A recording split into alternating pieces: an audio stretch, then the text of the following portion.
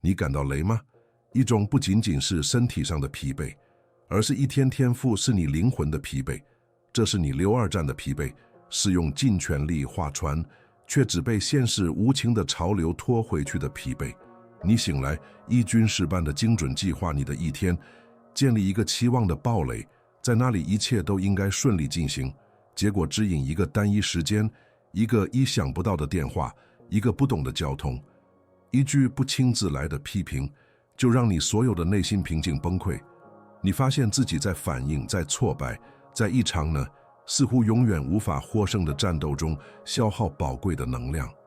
这种持续的斗争，这种希望世界去赋予你意志的愿望，是你焦虑的真正根源。在这个战场上，你并不孤单。这种沉默的战争状态把你变成环境的受害者。每一个意外都成为一次个人攻击，每一个障碍都成为你运气不好的证明。你生活在一种反应状态中，你的幸福和冷静是你根本无法控制的外部因素的认知。感觉就像一艘没有舵的船，被偶然的波浪来回炮制，希望下一个浪不是将你掀翻的那个。对你的感受的这种人可是至关重要的，因为你的痛苦是真实的、深刻的，而且直到现在，它似乎是一个永久的判决。世界看起来混乱，是因为你对它的反应是混乱的，是一个耗尽你的挫折和绝望的连锁反应。但如果还有另一种方式呢？如果我告诉你，你最大的力量来源不是控制世界，而是住在自己呢？如果你不是与现实抗争，而是可以学会与它共舞，利用潮流的力量为自己服务呢？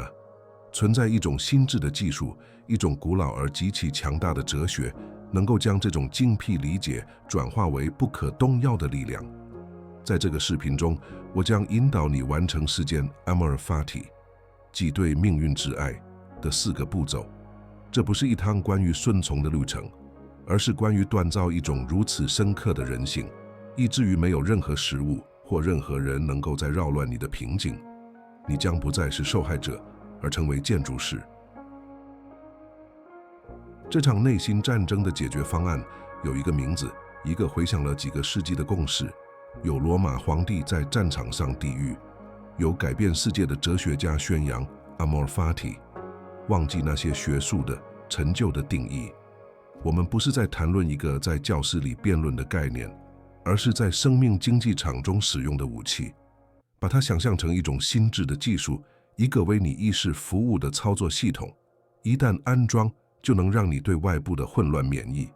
这是不仅接受而且热爱所有发生的事情的艺术。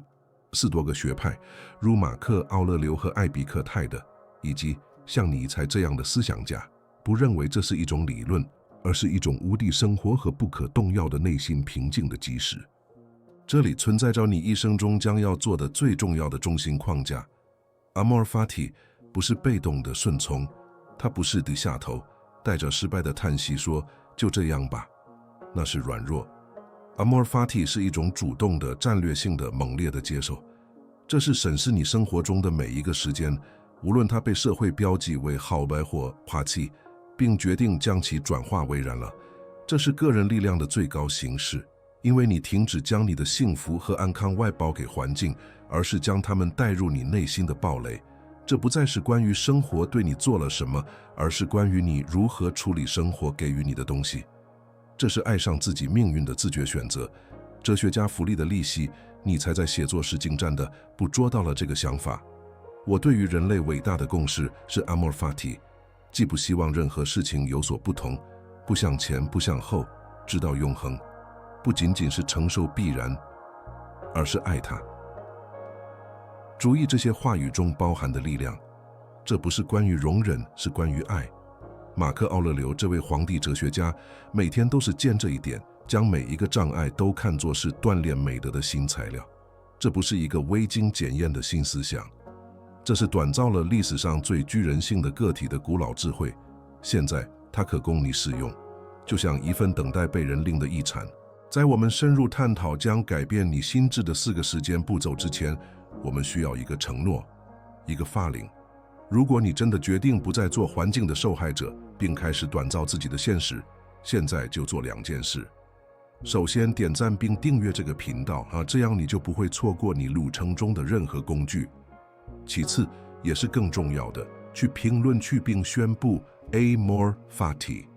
这不仅仅是一个词，这是你对这个新哲学的承诺印记。也请说出你正从那个城市开始建造你的内心堡垒。现在就做，我们开始吧。锻造你不可动摇的人性的第一步是观察，这是诊断，是你学会成为自己意识的科学家的时刻。规则借用自伟大的斯多葛派大师艾比克泰的简单而深刻。学会将时间本身与你对它的解释分开，发生在你身上的事和你告诉自己关于这件事的故事不是一回事。一个是外部和重力的，另一个是内部的，是你所有痛苦的来源。你的第一个任务是在这两个世界之间创造一个空间。你需要成为你心智大门的守护者，在允许任何事物进入并造成破坏之前，观察它。这里的内心冲突是巨大的，因为我们的默认程序是立即融合。当有人批评你时，你不会像某某用特定的语调说出了一组词语。不，你感觉到我被攻击了，我不够好。时间和你的判断如同连体双胞胎一样诞生，不可分割。现代心智沉迷于刺激和即时反应，不知道暂停的概念。它渴望戏剧，渴望叙事，渴望反应的情感。挑战这一点就是你找你自身生物学和社会制约的潮流而行。这是对反应性保证的无声反抗，而所有的反抗在开始时都需要非凡的意志力。在这里，铁匠的比喻开始成型。想象你的心智是作坊，世界的时间、批评、损失、督车、赞美，都只是送到你门口的粗糙、冰冷、中立的金属。你的自然倾向是拿起这块金属，被它烫上，被它的尖角割上，或者相信它的存在本身就定义了你作坊的质量。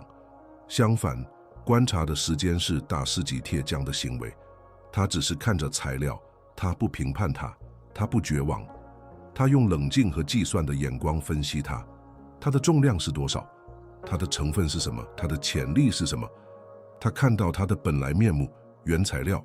通过应用这一点，你获得了一种少数人知晓的力量，视角的力量。结果不再是世界末日，客观上它是一份劳动合同的终止。拒绝不再是你不可爱的证明，客观上它是另一个人基于你所不知道的因素做出的决定。当你剥去你投射在时间上的情感负担时，你看到了他们的真实维度。他们所笑了，他们失去了控制你的力量。你停止于鬼魂战斗，开始处理现实。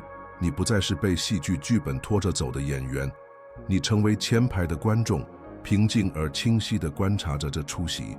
这需要一种日常的近乎冥想的练习，从小事做起。当咖啡洒了，观察棕色的污渍在蔓延，观察你的呼吸加速，观察真该死，现在我要吃到了这个想法的出现，但不要与它融合，只是观察，就像科学家在实验室里观察化学反应一样。你是思想背后的意识，而不是思想本身。通过在小烦恼上练习，你建立了心智的肌肉，以便在生活的大风暴来临时保持坚定。你正在训练自己成为自己经验的奥林匹克观察员，意味着静的大事。这种有意识分驰的最大好处是它切断了痛苦的燃料。像愤怒、焦虑和绝望这样的情绪无法在真空中生存，他们需要一个故事来自阳，他们需要你相信堵车是一场灾难，别人的意见是你自己的绝对真理。当你只是观察时间，并拒绝微扬戏剧性的叙述时，情绪就失去了它的力量。它出现，你像观察意识天空中的一朵乌云一样观察它，然后没有你判断的燃料，它就消散了。你成为天空，而不是云。在向向交通，普通人与时间融为一体。他就是堵车，他按喇叭骂人，他的血压升高，他的平静被完全超出他控制的事情摧毁了。而观察的时间者则在同一辆车里，在同一派队伍中。但他注意到，好的，前面的车停了。他观察到胸中生气的不耐烦，并认识到这是一种标准反应。他不评判他，但也不服从他。他在作坊里看着那块叫做交通的金属，它是自由的，外部时间是相同的，内部体验却截然不同。这种自由是你4多个路程的第一个巨大奖赏。这是发现你的内心平静不必是一个完美日子的脆弱后果，它可以是你通过观察的时间一砖一瓦地建造起来的堡垒。你开始明白，世界没有力量扰乱呢，只有你对世界的判断才有这种力量。而如果你是这些判断的作者，那么你也有能力编辑它们，或者干脆不屑它们。这是你对自己的心智拥有主权的觉醒。因此，你第一阶段的任务是明确的，成为一个警惕者，在你心智的大门设置一个守卫。当一个时间发生时，暂停，呼吸，创造一个空间，问问自己客观上发生了什么，然后我开始讲述关于这件事的什么故事，看到区别，感受存在于这个消间隙中的力量。你不是在压抑情绪，你是在拒绝被他们奴役。你正在学习自由的艺术，无论你心智的城墙外发生什么，你正在为下一步做准备。对观察的这种掌握是一切的基础，没有它，接下来的步骤是不可能的。这就像试图在不知道铁和石头的区别的情况下锻造一把剑。你需要学会看到现实的本来面目，赤裸而原始，剥去你的反应星星之间只投射于漆上的戏剧和意义的层次。这是一个清洁的过程，一个净化你感知的过程。只有当原材料被清晰地识别出来，铁匠的真正工作，真正的转变链进驻，才能真正开始。你在这里找到的平静仅仅是个开始。持续的观察联系会带来一种深刻而稳定的平静。以前让你失控的小事开始显得微不足道、透明。你发展出一种情感上的泛脆弱性，混乱可能在你周围旋转，但在风暴的中心，你作为观察者所在之处有一种深刻的寂静。你不再是风中的一片鞋子，而是观察风吹过的山。这种稳定不是绅士的礼物，它是一种应得的技能，一种在日常记录中锻造出来的力量。仅仅是观察，请记住，世界将继续向你递送各种各样的原材料，贵金属和生锈的废了。你的功能不是控制到来的东西，而是掌握接受的艺术。观察是你的盾牌和你的手术刀。盾牌保护你面手反应性的初始冲击，而手术刀让你能够外科手术般的将事实与虚构分开。掌握这一步，你就为你的内在堡垒打下了地基，一个你可以从中面对任何命运的地方，不是作为受害者，而是作为大师。通过内化观察者，你最终理解了4多个学派所说的控制而分法的深度。你将0%的能量花在时间本身上，因为它超出你的控制。然后你可以将100%的能量导向你的回应，这是唯一一件曾经在，并且永远将在你控制之下的事情。这是你生命中最大的范式转变。你不再试图成为世界电影的导演，而是接受你真正的角色，你自己内心旅程的主角。当原材料被观察清晰地识别出来后，我们来到第2步，重新框架。这是心智的炼金术，是锻造的核心。如果说观察是看清金属的本来面目，那么重新框架就是决定它将成为什么。这里的规则是问一个问题，一个在你镜面前你能问的最强大的问题：我如何利用这个？不是为什么这发生在我身上，那是受害者的问题，而是我如何利用这个，这是创造者、炼金术士、铁匠的问题。这里的内心冲突是深刻的，因为我们的心只是一台探测威胁而非机会的机器。面对障碍，你的原始大脑尖叫：危险，快跑，战斗，犟着。他不会冷静地问：这里的教训是什么？隐藏的礼物在哪里？可以问这个问题是在最根本的层面上重新变成你的大脑。这是违背数百万年进化，即把你变成为是问题为终点而非成长原材料的进化。这是对你自身本能消极性的挑战行为。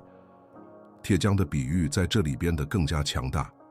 你作为锻造大师，观察了粗糙的金属，现在你可以将它放入火中，或是逆境，是痛苦，是挑战，普通人逃避或害怕热。然而，铁匠知道，只有在最强烈的热度中，金属才会变得克数，才能被转化。问题，我如何利用这个？是拿起锤子的行为。你不是在被火惩罚，你是在利用火来创造有介质、有力量、有美感的东西。每一次锤击都是对这个问题的回答。这就是马克·奥勒流程之尾，将障碍转化为行动的燃料的原则。障碍不是阻挡道路，它就是道路。一次结果不是死胡同，它是一个被迫重新评估你的职业生涯，并可能找到一份真正让你实现自我的工作的机会。你可以利用这次结果来学习新技能。一种疾病不是诅咒，它是一个学习照顾自己身体、珍惜每一个健康时刻的机会。你可以利用疾病来培养同情心。一次痛苦的背叛可以被用来成为建立界限和情感自给自足的大事。不断地练习中心框架，将你从一个反应性的人转变为一个生活的战略家。你开始通过一个新的路径看待世界，一个机会的路径。混乱不再可怕，反而变得有趣。你对问题产生了一种好奇心。好吧，生活给了我这个，我能用这块东西建造什么？这将你从被动的受害者角色中解放出来，让你处于主动权力的位置。你不再是事情发生在你身上的人，你是利用发生的事情来使自己更强大、成长、进化的人。生活变成了一个战略游戏，你终于在学习规则，像一个参败的项目。标准的反应是羞愧、内疚、挫败。受害者的心智说：“我是一个失败者。”炼金术士的心智问：“我如何利用这次失败？”答案可能是：我可以利用它来确切地学习下次不该做什么。我可以利用这份前辈来寻求帮助。我可以利用这次经历来教导别人不要犯同样的错误。时间本身没有改变，但你的中心框架将一种麻痹的都要转变为一种强大的药物，使你在下一次尝试是更聪明、更强大。这个过程是反脆弱性的本质。脆弱的东西在压力下会破碎。有人性的东西能承受压力并恢复正常，但凡脆弱的东西，比如免疫系统或多个学派的品格，在压力下会茁壮成长。他们因为受到的冲击而变得更强大、更聪明、更有能力。通过问我如何利用这个，你正在讲每一个困难都是唯一级能让你变强的血清，而不是一次需要承受的打击。你正在有意识地变得反脆弱。你在请求被锻造，这不是盲目的乐观或肤浅的积极思考，这不是在事情不好的时候说一切都好，这是一种激进的使用主义。它是承认痛苦、不挂、困难，然后可以战略性的决定从中提取介质。这是在逆境中找到涌出，在损失中找到教训，在伤口中找到力量的能力。乐观主义者可能会否认火的存在，但铁匠直面它，感受它的热量，并有目的地用它来创造一把锋利而坚固的刀刃。你正在成为那个铁匠。每一次你选择中心框架一个问题，你就削弱了你的受害者肌肉，并加强了你的个人权利肌肉。起初，这感觉很勉强、很做作，但随着重复，它会成为你的新天性。你对屁消息的第一反应将不再是绝望，而是一种平静的好奇。有意思，让我们看看我们能用这个做什么。这种内在的改变是一个人一生中可能发生的最伟大的革命。这是从奴役到主权的转变，积极地训练这一点。那一个你生活中当前的问题，一个正在给你带来痛苦的事情，通过第一步的镜头看它，客观地观察它。现在应用第二步，拿起你的锤子，问我如何利用这个，写下答案。一次批评可以用来培养谦卑，一次财务损失可以用来学习用更少的东西生活，并珍视本质的东西。一次冲突可以用来练习沟通和同理心。看到了吗？没有死胡同，只有你还没决定如何使用的原材料。中心框架让你能够不带悔恨，而是带着感激看待过去。你看着你面对过的困难，你带着的伤疤，并意识到正是这些时间锻造了你，给了你今天所拥有的力量和智慧。你不会希望你的过去更容易，因为一个更容易的过去会产生一个更软弱的呢？这种人事是通往真正阿莫法体的大门，在哪里？你不仅利用时间，而且学会为他们感恩。稍作停顿，未来的4多个主义者，你已经掌握了观察和重新框架的炼金术，你的转变正在进行中。如果你真的想掌握这个哲学并锻造你的内在堡垒，我创建了一个名为4多个锻造坊的特别播放列表，它包含其他视频作为你心智武器库的额外工具，把它看作是你神话联系的下一步。连接在描述中，对于准备深入的人来说，这是一个机会。现在，让我们进入行动阶段。在观察现实并中心框架障碍之后，我们来到第3步，行动的时刻。专注的行动，在这里，哲学变得具体，规则受到4多个弓箭手比喻的启发。将你100%的精力和卓越集中在你的行动过程中，并完全放下对结果的执着。你的责任不是击中目标，你的责任是完成完美的设计。准备、自视、瞄准、防箭，这些是你的。箭落在哪里，受到风和成千上其他因素的影响，不是你的。这里的内心冲突是我们文化和个人对结果的痴迷。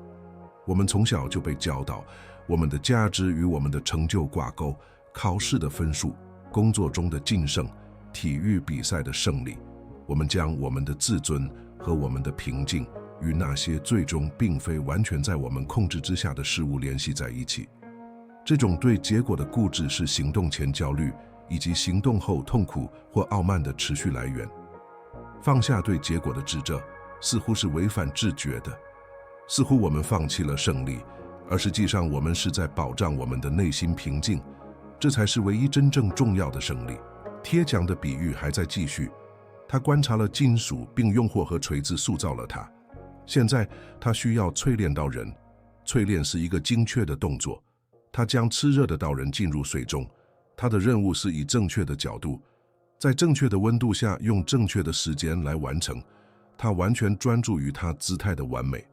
如果刀人由于金属中一个看不见的缺陷在过程中裂开，他不会绝望。他已经尽善尽美地完成了他的部分，他专注于他能控制的事情，他的行动。他不爱谈结果，他只是拿起下一块金属，重新开始这个过程。这意味着，在实践中你设定你的意图，指定最好的计划，然后以完全的专注和临在执行这个计划。如果你要做一个演示，不要痴迷于观众的认可，要痴迷于深入研究，逻辑地构建你的论点，并拍练知道你的呈现无懈可击。你的胜利在于你准备和表现的质量，而不是掌声。如果掌声来了，很好；如果没有，你仍然是胜利的，因为你溢美的和卓越行事。这种方法让你从焦虑的瘫痪中解脱出来。焦虑活在未来，活在对一个尚不存在的结果的担忧中。通过彻底的专注于过程，专注于当下的行动，你把你的心智带回到唯一存在的时刻。现在，当你完全沉浸在眼前的人物中时，你没有时间去害怕失败。你以前浪费在担忧上的能量，现在完全被引导到执行中。矛盾的是，通过放下对结果的执照，你极大地增加了实现它的机会，因为你的行动变得更专注、更冷静、更有效。想象一个企业家，他内在的4多个弓箭手不专注于成为百万富翁，他专注于今天打造最好的产品，他专注于制定一个好的商业计划，雇佣对的人，以卓越服务他的客户。每一天都是一系列完美的设计。财务上的成功可能会也可能不会到来，因为它取决于市场、竞争、运气。但他自己的卓越和他内心的平静不依赖于这些。他在建造的行为中，在创造价值的过程中找到满足感，无论银行里的最终结果如何，这种心态也让你对失败的绝望免疫。如果你已经尽了最大的努力，如果你的设计是以你所有的技能和专注来执行的，而见仍然没有几种目标，那就没有后悔或羞耻的空间。你做了你力所能及的，剩下的不关你的事。这种清晰让你能够从结果中学习，而不同化它。你可以分析为什么渐偏迟了，封闭语气的要强，并调整你下一次的行动，而没有个人评判的沉重负担。你需要训练这种分尺。在任何重要任务之前，告诉自己，我的工作是努力，不是结果。我的胜利在于我行动的质量，而不是奖赏。在一次艰难的对话中，你的工作是诚实和尊重的沟通，对方的反应属于他自己。在找工作时，你的工作是准备一份完美的简历，并在面试中表现出色，雇佣的决定属于他们。这种清晰的责任划分是解放性的，它将你自己介质感的控制权还给你。专注于过程的行动之美，在于它本身就是回报。当你完全沉浸在一个人物中，尽你最大的努力时，会产生一种深刻的满足感，一种心流。无论之后发生什么，这份满足感都是你的。世界可以拒绝给你晋升、认可、利润，但没有人能从你身上夺走以卓越和美的形式的荣誉和满足感。你的平静和你的价值变得内在、无条件、不可动摇。铁匠不爱上最终的剑，他爱上锻造的过程。煤炭的气味、锤子的声音、金属闪耀的景象，简直是他对工艺热情的副产品。同样，你必须学会爱上生活的过程、学习的过程、建设的过程、沟通的过程、面对挑战的过程。幸福不再是一个要达到的目的地，而成为你行走的方式，你每一次射箭的方式。因此，你第三阶段的人物是成为弓箭手。对于你拥有的每一个目标，清晰地分开，谁要是你的过程，谁要是结果。如果需要的话，写下来，然后以一种修道士般的投入献身于过程，沉浸在行动中，在做的过程中找到喜悦和卓越，从控制不可控制的需求中解放自己。你的平静不在于目标，它在于你设计的魅力和精确。做到这一点，你就为最后的发领做好了准备。对行动的这种掌握，是将哲学转变为有形现实的东西。你不再只是以不同的方式思考，你正在以不同的方式行动。你的冷静不再只是一个想法，而是你与世界互动方式的自然结果。你带着目的和精确移动，但没有焦虑的紧张。你变得有效，同时又助进。一个平静、专注、强大的自然力量。其质量不是由你的降倍来衡量，而是由你每一个动作的完整性来衡量。我们来到第4步，也是最后一步，是所有步骤中最激进和最强大的一步。肯定，这是铁匠的最终法领，是你权力的印记。在观察了现实，将障碍中心框架为机会，并以完全专注于过程的方式行动之后，你现在看着结果，无论它是什么，并选成它为你自己的意愿。规则是从你灵魂的深处肯定，我希望这发生，我爱这个命运。这是 Amor Fati 最纯粹和最具挑战性的表达。这里的内心冲突是巨大的。我怎么可能想要被解雇？我怎么可能爱亲人的疾病或毁灭性的财务损失？这似乎是一个谎言，对现实的否认，一种疯狂的行为。我们的心智以全部力量反抗这个想法，它像哀悼、指责，希望事情有所不同。将命运肯定为一种选择，是与我们受害者天性最相反的行为。这就是为什么它也是最具变革性的行为。铁匠的比喻达到了高潮，他观察、锻造和淬炼了道人，现在他将它准备好了，握在手中。他看着它，带着它的优点和它可能的瑕疵，并且不把它看作是偶然的产物，他把它看作是整个过程的必然结果。他看着火、锤子、水和道人本身，并宣布：是的，这正是我打算创造的剑。他不仅接受结果，他肯定它。他对那块金属从头到尾的整个命运主张所有权。这不是在对自己撒谎的意义上终谢过去。你不是说你有意识的计划让屁事发生，你在做一些更深刻的事情。你正在回顾性的决定你的整个道路，带着它所有痛苦的曲折，是唯一必要的道路，把你带到这一个确切的时刻，把你锻造成今天的你。这是一种如此彻底的接受，以至于它变成了爱。这是理解，为了拥有你今天拥有的力量，你需要昨天的伤口。想一想，你不能选择你过去的部分，你不能保留你从一个错误中获得的智慧，却抹去犯错的痛苦。智慧和痛苦是一气诞生的。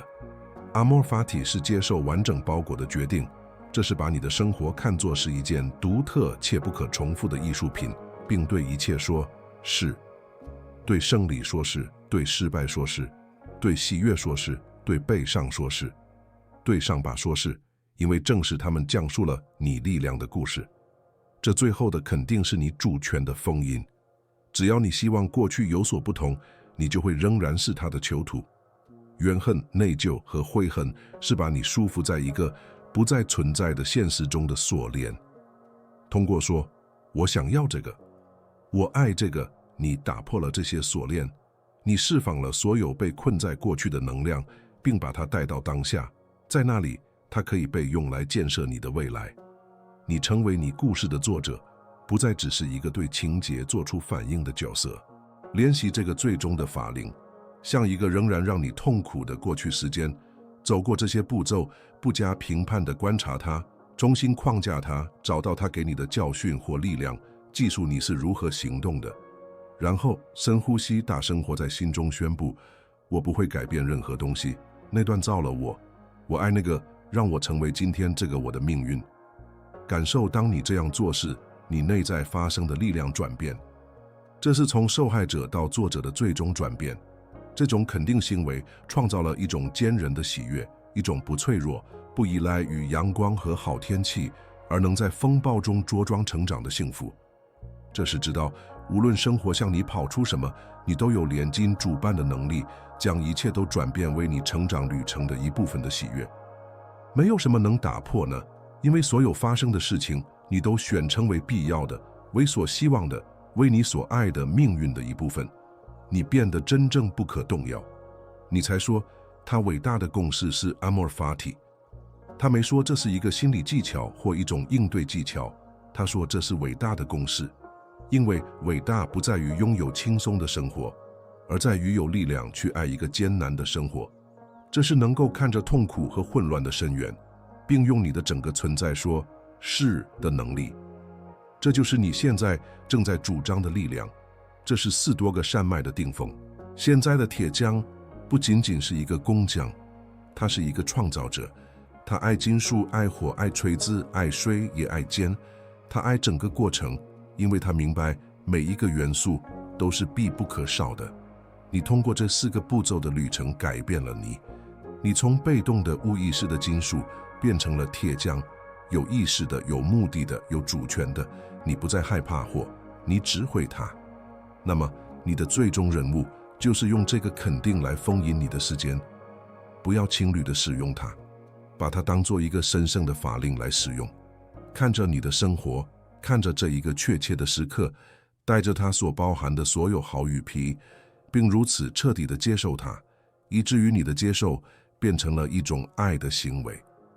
这个此时此地是我的命运，我爱它，我想要它，我将用它来使我变得更强。让这成为你的口头禅，你的祈祷，你的权利宣言。你已经走到了这次旅程的重点，但却是新生活方式的起点。记述我们从那里开始，在精辟理解的战场上与现实进行一场注定失败的战争，感觉自己是环境的脆弱受害者。现在你拥有了地图和工具，可以吃开那个战场，进入你自己的锻造房。这4个步骤观察、中心框架、专注的行动和肯定，不是一次性的技巧，他们是一生的日常时间，他们是拆除你旧的受害者身份，并一锤一锤地锻造你的新身份的道路。命运的建筑是不可动摇者，不惧怕获得铁匠，因为他知道或是他力量的源泉。你成为那个人的旅程不是从明天开始，他从现在开始，用一个生命，一个法令。你将要实践的第一个真正的 Amor Fati 行为，你已经学了理论，现在是行动的时刻，来封印你的承诺。去评论区用你能聚集的所有意图写下 Amor Fati。这不仅仅是对一个算法的评论，这是对宇宙，更重要的是对你自己的一个肯定。这是你公开声明，你正在放弃受害者心态，并拥抱你的命运作为一种选择。这是你迈向热爱生活带给你的一切的第一步，知道一切都可以用作你伟大的燃料。对于你坚持到最后，听了每一个字，并在你灵魂中感受到真理共鸣的人，我希望你再做一件事，也评论我是铁匠，这样我就会知道谁是这个社群里真正的战士和哲学家，准备好进行自我转变的艰苦工作。你的旅程激励着我的。如果这个信息增强了呢，不要只留给自己，分享这个视频，把它想象成向另一个在此刻感到在战场上迷失的战士伸出援手，成为点燃别人锻造方中火焰的火花。点赞、订阅，宣布你的力量，你的伟大作品现在开始。